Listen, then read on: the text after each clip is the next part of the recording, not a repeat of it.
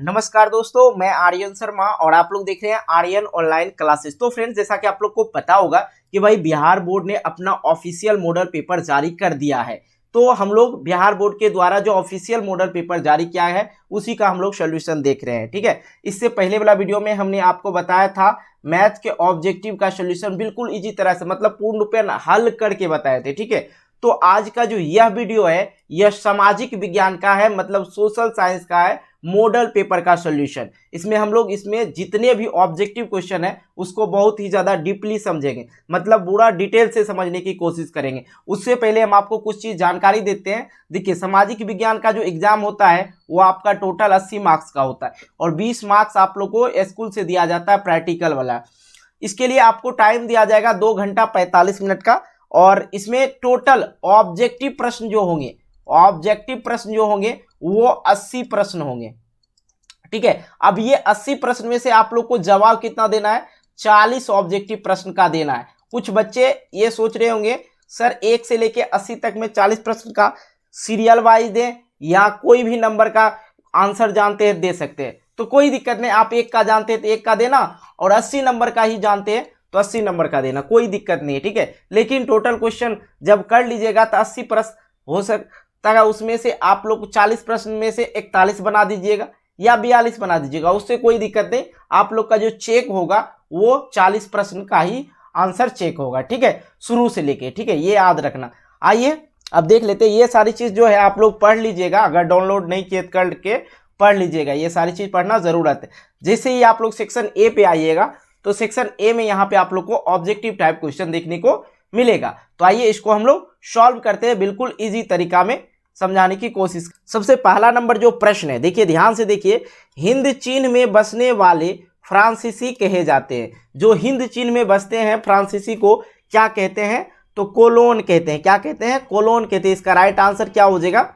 सी हो जाएगा। जो इंग्लिश मीडियम से होंगे यहाँ पे बच्चे देख सकते हैं, कोई दिक्कत नहीं। अगर हम हिंदी इंग्लिश दोनों बोलते रहें तो ज़्यादा ही टाइम लग जाएगा। ठीक है, इसलिए हम हिंदी बोलते स्पीड में निकलते चल रहे।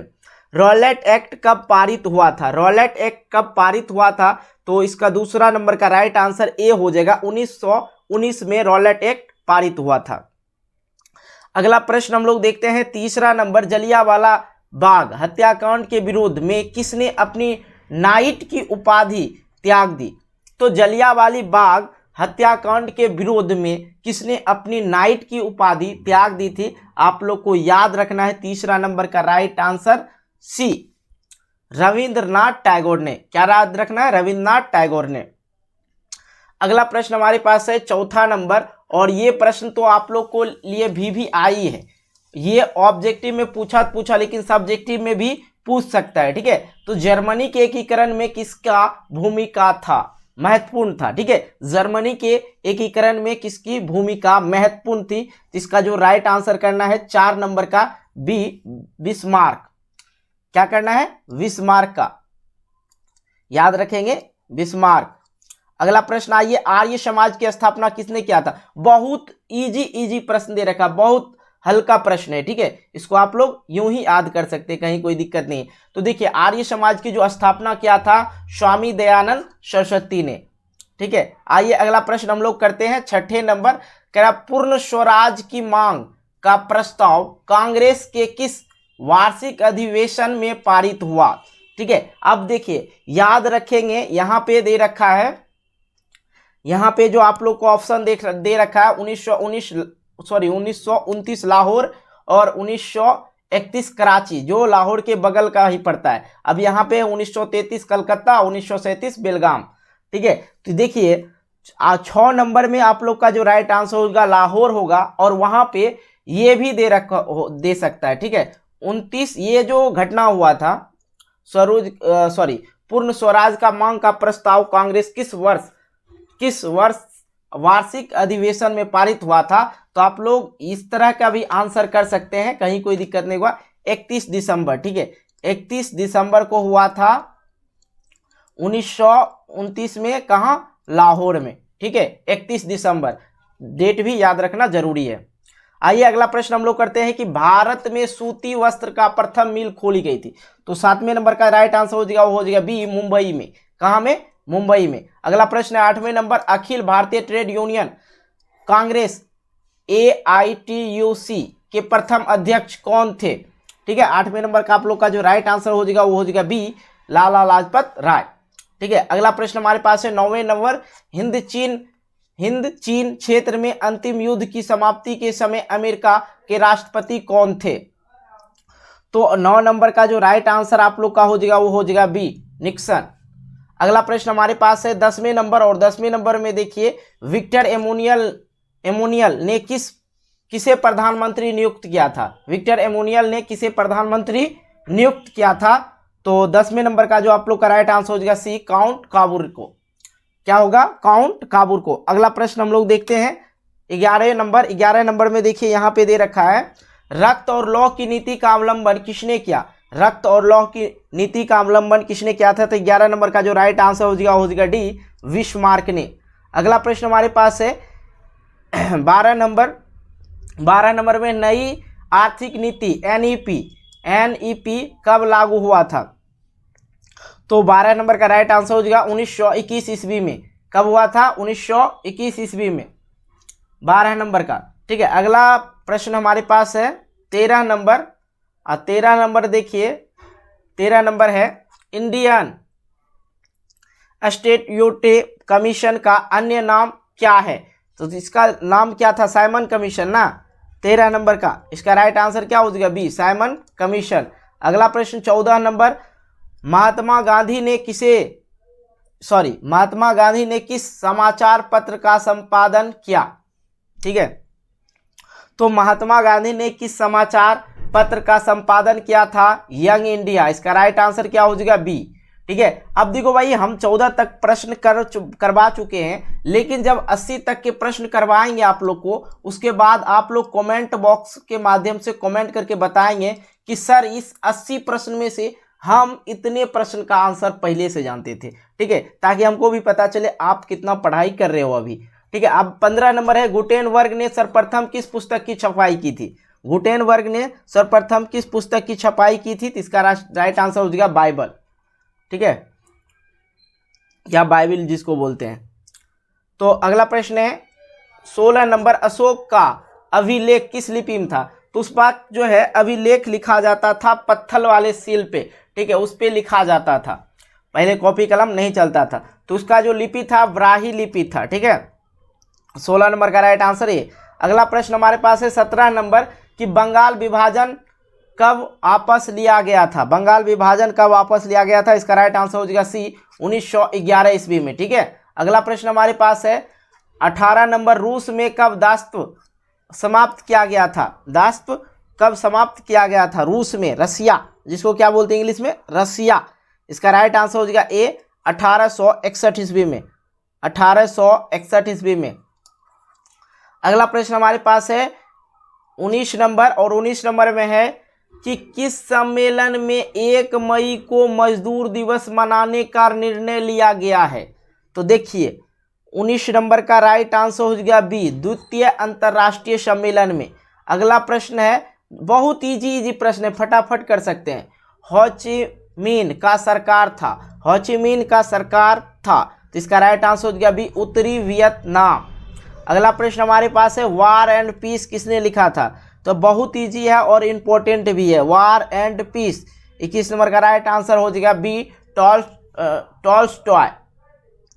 अगला प्रश्न 22 नंबर, सोवियत संघ का विघटन हुआ था, इसका राइट आंसर हो जाएगा ए, 1991 में। अगला प्रश्न हमारे पास है 23 नंबर, अब देखिए पटना से रिलेटेड है। ठीक है, पटना का आजिमाबाद नाम किसने दिया? पटना का अजीमाबाद नाम किसने दिया? 23 नंबर का आप लोग का राइट आंसर हो जाएगा बी, अजीम उस शान।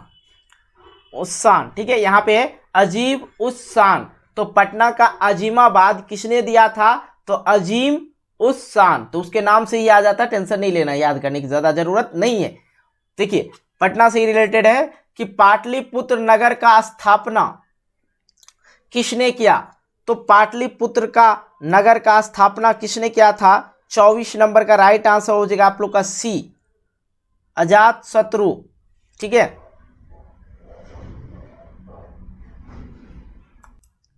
देखिए बिहार की ही राजधानी क्या है, पटना है, बिहार की ही राजधानी पटना है। तो याद रखेंगे कि पाटलिपुत्र नगर की स्थापना किसने किया था, अजात शत्रु। इसका राइट आंसर आप लोग कर लेंगे सी। अगला प्रश्न आइए 25 नंबर करते हैं। भारत में राष्ट्रीय आय की गणना किस संस्था द्वारा की जाती है? तो बिल्कुल समझिएगा 25 नंबर का राइट आंसर आप लोग का हो जाएगा केंद्रीय सांख्यिकी संगठन। ठीक है। अगला प्रश्न है हमारे पास 26 नंबर। योजना आयोग का गठन कब हुआ? तो योजना आयोग का गठन कब हुआ? तो 15 मार्च 1950 ईस्वी में। अगला प्रश्न हमारे पास है 27 नंबर। उत्पादन के साधनों पर निजी व्यक्तियों का स्वामित्व होता है। 27 नंबर का राइट आंसर हो जाएगा बी, पूंजीवादी अर्थव्यवस्था। अगला प्रश्न है 28 नंबर। गैस और बिजली उत्पादन किस क्षेत्र का अंग है? ठीक है, गैस और बिजली उत्पादन किस क्षेत्र का अंग है? तो इसका राइट आंसर हो जाएगा बी, द्वितीय क्षेत्र का। अगला प्रश्न हमारे पास है 29 नंबर। बांग्लादेश की मुद्रा क्या है? बांग्लादेश की मुद्रा क्या है? तो इसका राइट आंसर बी हो जाएगा टका। यहाँ पैसा बोलते हैं, वहाँ टका बोलते हैं। अगला प्रश्न 30 नंबर। प्रोमोयूनस का संबंध किस देश से है? तो 30 नंबर का राइट आंसर हो जाएगा सी, बांग्लादेश से। अगला प्रश्न हमारे पास है 31 नंबर। प्राथमिक कृषि साख समिति कृषकों को किस प्रकार का ऋण प्रदान करती है? तो 31 नंबर का जो आप लोग का राइट आंसर हो जाएगा वो हो जाएगा ए, अल्पकालीन। इसका राइट आंसर ए, अल्पकालीन। अब देखिए अगला प्रश्न जो है बहुत ही ज्यादा इंपॉर्टेंट है। जवाहर रोजगार योजना किस वर्ष प्रारंभ हुआ? जवाहर रोजगार योजना किस वर्ष प्रारंभ हुआ? तो 32 नंबर का आप लोग का जो राइट आंसर हो जाएगा सी, 1989 में। अगला प्रश्न हमारे पास है 33 नंबर। मनरेगा एक वर्ष में कितने दिन का रोजगार देने की गारंटी देती है? मनरेगा जो है एक वर्ष में कितने दिनों का रोजगार देने की गारंटी देती है? तो 33 नंबर का जो राइट आंसर हो जाएगा डी, 100 दिन का। एक वर्ष में 365 दिन होता है मेरे भाई, और मनरेगा एक वर्ष में कितने दिन का रोजगार देगा इंसान को? सिर्फ 100 दिन का, मतलब 3.5 महीने का। ठीक है, यहाँ होता है 12 महीने, कोई नहीं।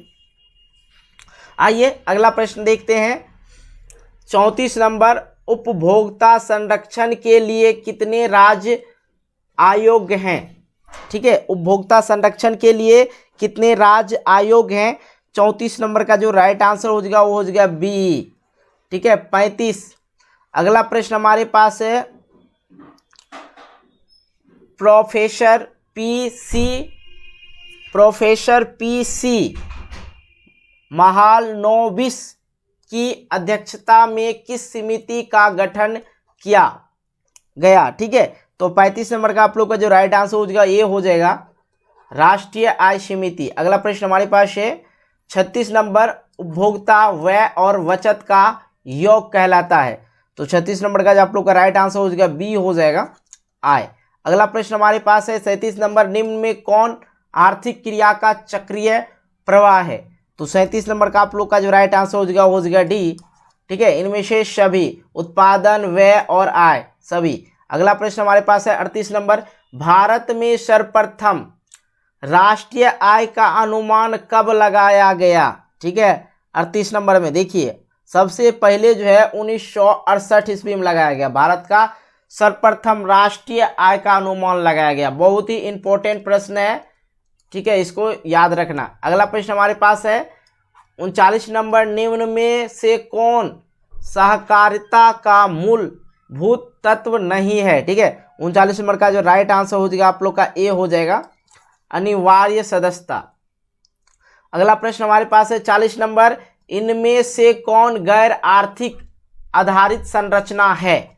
तो 40 नंबर का राइट आंसर आप लोग का हो जाएगा सी, मतलब स्वास्थ्य। अगला प्रश्न हमारे पास है 41 नंबर। संविधान का 74वां संशोधन संबंधित है।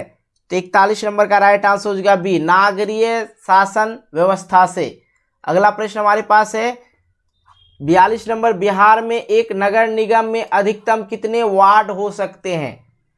बिहार में, अपना जो बिहार है और बिहार में जो नगर निगम होता है, ठीक है, अधिकतम कितना वार्ड हो सकता है उसमें? ये प्रश्न बहुत ही इंपॉर्टेंट है आपकी जानकारी के लिए भी और एग्जाम के लिए भी। तो 42 नंबर का राइट आंसर हो जाएगा डी, 75 वार्ड रख सकते हैं। कौन? नगर निगम। अगला प्रश्न हमारे पास है चिपको आंदोलन संबंधित है। तो भैया चिपको आंदोलन संबंधित है, यदि पेड़ से रहता दे सकते हैं, लेकिन यहाँ पे देखिए याद रखेंगे 43 नंबर का सुंदरलाल बहुगुणा से, जो कि चिपको आंदोलन क्यों किया गया था और कब किया गया था, ठीक है, ये भी याद रखना आप लोग को जरूरी है। तो मैं आपको जानकारी के लिए बता, थोड़ा सा चिपको आंदोलन के बारे में हम डिटेल से बताते हैं। देखिए भारत के उत्तराखंड राज्य, ठीक है, में किसानों को वृक्ष कटाई विरोध करने के लिए किया गया था, ठीक है।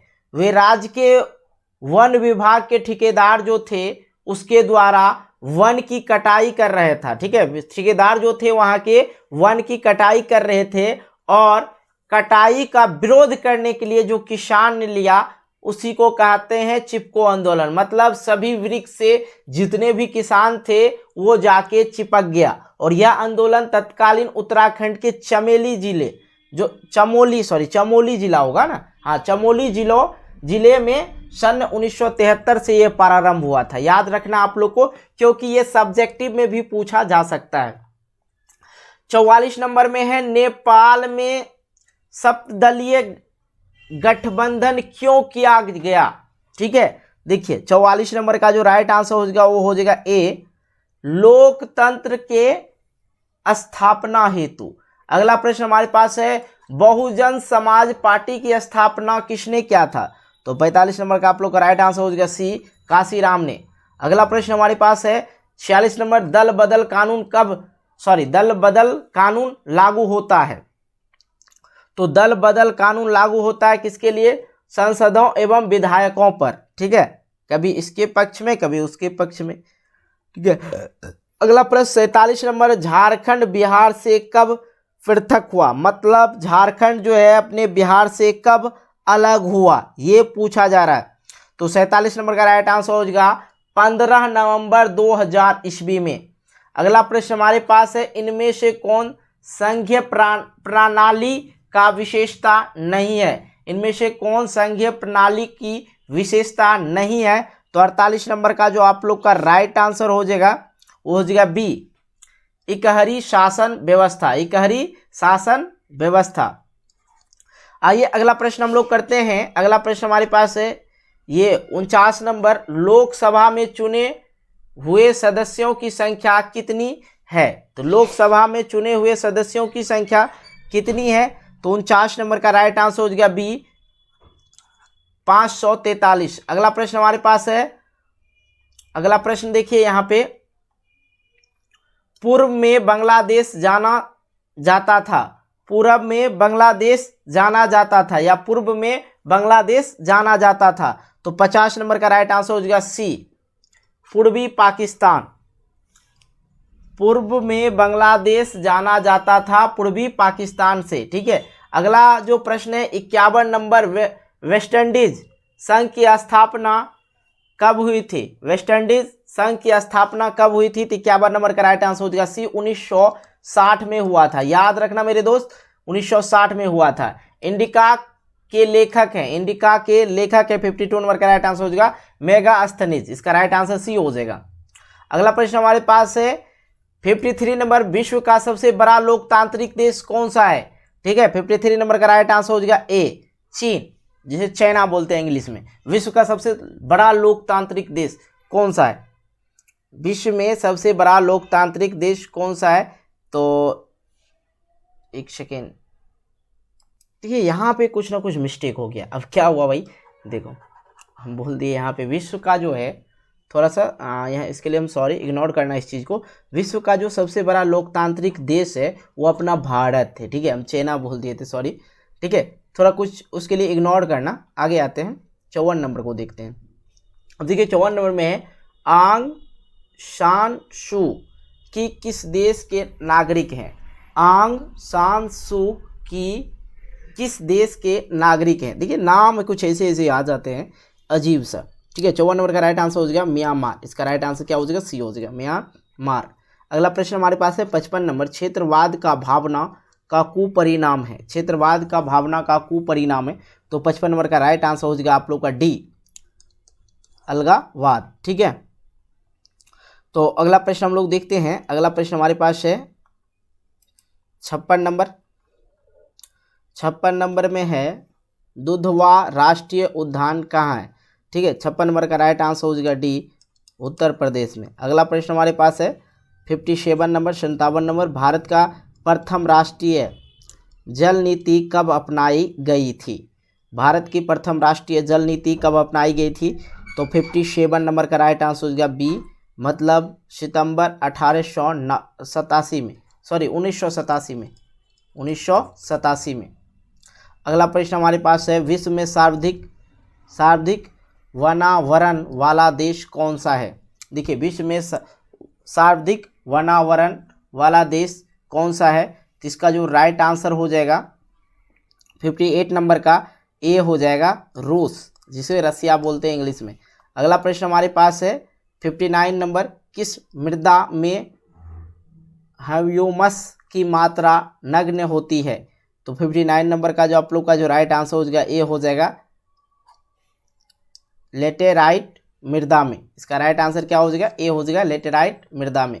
अगला प्रश्न 60 नंबर, भारत का सबसे बड़ा खनिज तेल उत्पादक क्षेत्र कौन सा है, तो भारत का जो है सबसे बड़ा खनिज तेल उत्पादक क्षेत्र कौन सा है, तो 60 नंबर का राइट आंसर हो जाएगा डिगबोई, ए नंबर इसका राइट आंसर हो जाएगा। अगला प्रश्न हमारे पास है 61 नंबर, इनमें से कौन रोपण फसल है, जिसे हम लोग रोपते हैं, इसका राइट आंसर हो जाएगा डी, इनमें से सभी। देखिए चाय को भी रोपते हैं, रबर को भी और गन्ना को भी। अगला प्रश्न हमारे पास है 62 नंबर, जीवन रेखा जल नहीं रेल, ठीक है, जीवन रेखा रेल कब चलाई गई थी, जो जीवन रेखा रेल कब चलाई गई थी, when was the life line train started. ठीक है, तो 62 नंबर का जो राइट आंसर हो जाएगा वो हो जाएगा बी, 62 नंबर का राइट आंसर हो जाएगा वो हो जाएगा बी, 1991 ईस्वी में। अगला प्रश्न हमारे पास है कांवर झील कहाँ है। देखिए कांवर झील अपना बेगूसराय, कहाँ, बेगूसराय में। कांवर झील कहाँ है, ओह सॉरी कांवर झील नहीं, यहाँ दूसरा बेगूसराय में दूसरा झील है ना, तो ये हाँ कांवर झील जो है, कांवर झील बेगूसराय में ही स्थित है, इसका राइट आंसर सी हो जाएगा। तो भागलपुर में भी एक झील है और दरभंगा में भी एक झील है, इसलिए हम थोड़ा कंफ्यूज हो गए थे, लेकिन जो कांवड़ झील है वो बेगूसराय में ही स्थित है, 100% श्योर हो जाइए। चलिए अगला प्रश्न हमारे पास है 64 नंबर, किस राज्य में संयुक्त वन प्रबंधन का पहला प्रस्ताव पारित किया गया है, तो 64 नंबर का जो आप लोग का राइट आंसर हो जाएगा डी, उड़ीसा में। अगला प्रश्न हमारे पास है 65 नंबर, इनमें से कौन अकार्बनिक खनिज है, तो 65 नंबर का जो आप लोग का राइट आंसर हो जाएगा वो हो जाएगा सी, उर्वरक। अगला प्रश्न हमारे पास है, अरे तेरी क्या, हाँ ठीक है, भारत में किस राज्य में सर्वाधिक मैंग्रोव वन है, मैंग्रोव वन है। ठीक है, भारत में किस राज्य में सर्वाधिक मैंग्रोव वन है, तो 66 नंबर का जो आप लोग को राइट आंसर करना है वो करना है बी, क्या करना है, बी, पश्चिम बंगाल। अगला प्रश्न हमारे पास है 67 नंबर, 67 नंबर, कौन कोयला घटिया किस्म का होता है, कौन सा कोयला घटिया किस्म का होता है, तो 67 नंबर का राइट आंसर हो गया पीट कोयला जो होता है घटिया किस्म के होते हैं।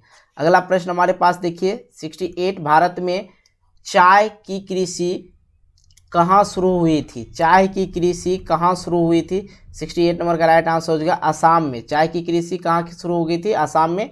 अगला प्रश्न 69 नंबर, पायराइट किस प्रकार का खनिज है, पायराइट जो है किस प्रकार का खनिज है, इसका राइट आंसर हो जाएगा ए, धात्विक खनिज है, इसका राइट आंसर क्या हो जाएगा, ए हो जाएगा। अगला प्रश्न हमारे पास है भारत का पहला परमाणु शक्ति संयंत्र कौन है, तो 70 नंबर का राइट आंसर हो जाएगा आप लोग का ए, तारापुर में। अगला प्रश्न हमारे पास है कोडरमा का संबंध किस खनिज से है, कोडरमा का संबंध किस खनिज से है, सॉरी हाँ किस खनिज से, तो इसका राइट आंसर एक हो जाएगा, अबड़क। 61। अब आइए 62, किस देश में ओपेक की सदस्यता त्याग दी गई है, तो 72 नंबर का राइट आंसर हो जाएगा आप लोग का डी।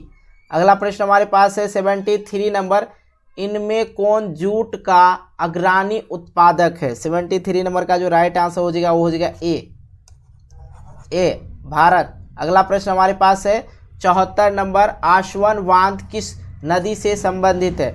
74 नंबर का जो राइट आंसर हो जाएगा सी हो जाएगा, नील नदी से।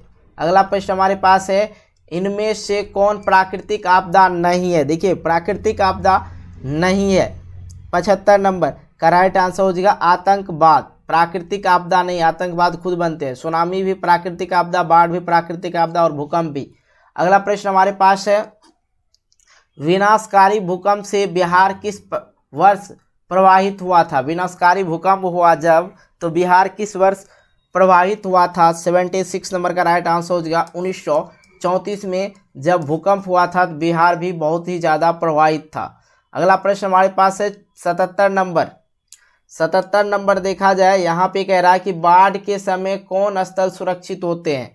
तो बाढ़ के समय मतलब जब पानी आ जाए, पानी चारों तरफ रहे, तो कौन से स्थान सुरक्षित होता है। तो ऊंचा भूमि, जहाँ ऊंचा होगा वहाँ चल जाना है, ठीक है।